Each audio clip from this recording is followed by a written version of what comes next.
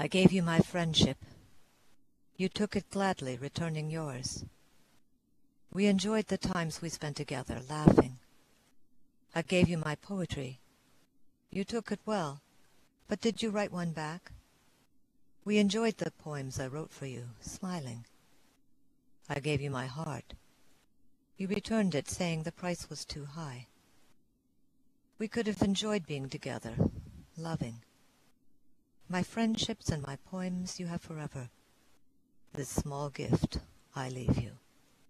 By Corwin Allen, May 2009.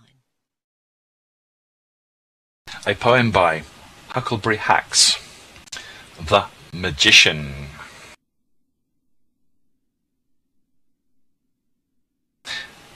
He holds us together, spellbound, entranced by his alchemy. Things borrowed, things taken away, become whole again. Bought, we buy, or rather we fund the purchase unknowingly. And again, he speaks to us softly. He puts gifts into our hands. And now, with a snap of his fingers, it is ended. Suddenly, we are a society of minus figures. Overwhelmed. The gold is gone. Our pockets have been picked. It seems unreal. How much it was we stared. How long it was we wished. How much it was we willed it to be real.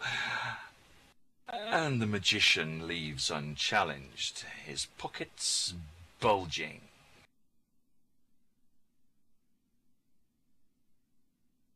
The Magician by Huckleberry Hacks.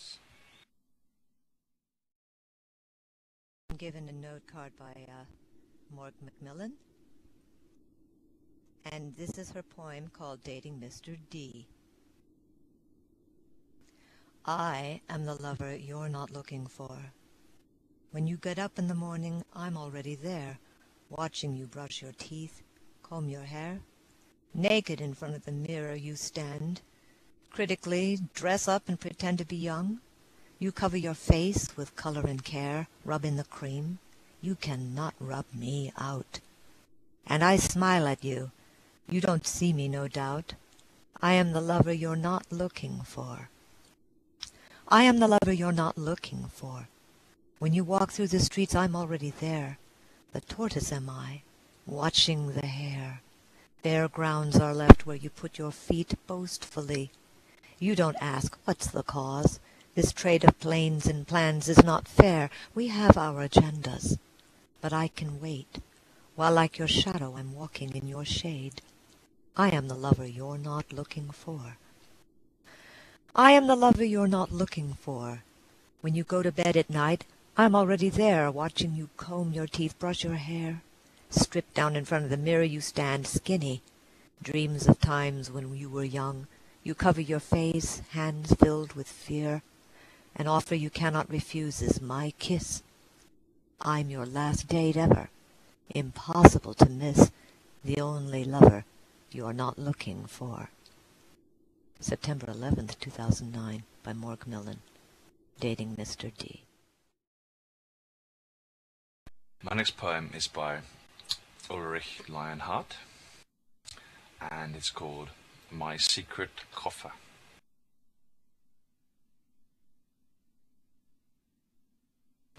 I put them in an unlocked coffer, safely hidden in a secluded cavity. Like a selfish beggar buries his merriment, I leave no visible trace. On occasion I slip during a perceptive tete-a-tete, and I am asked to reveal. Of course I hesitate, unless an esoteric leer beguile my resistance. The secret unveiled, I expose in a rose-coloured risk. The reaction is pretty predictable. Shock, pause, and the tongue-tied silence, the vapid conversation fades out. And he leaves as they all do, like an old woman. Carrying the weight of her ruth, I return them to my secret coffer.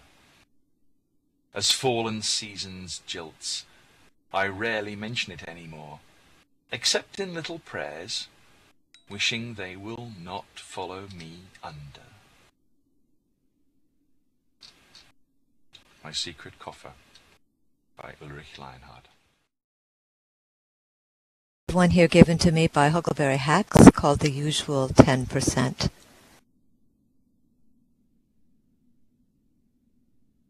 The Usual 10% by Huckleberry Hacks. So, here we are again, back down from the usual 10% to the 1% minimum that covers the it's for yous and the don't forget to turn the heat offs. When the morning goodbye gets dropped, it's officially serious.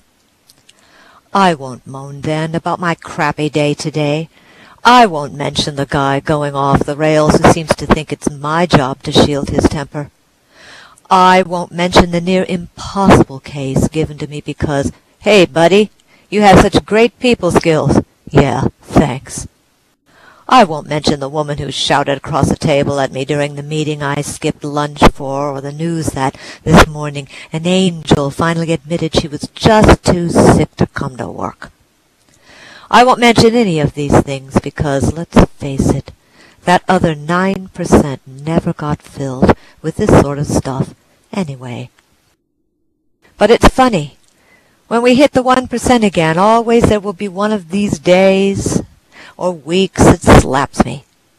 Perhaps I'm being told that 10% isn't such a deficit after all.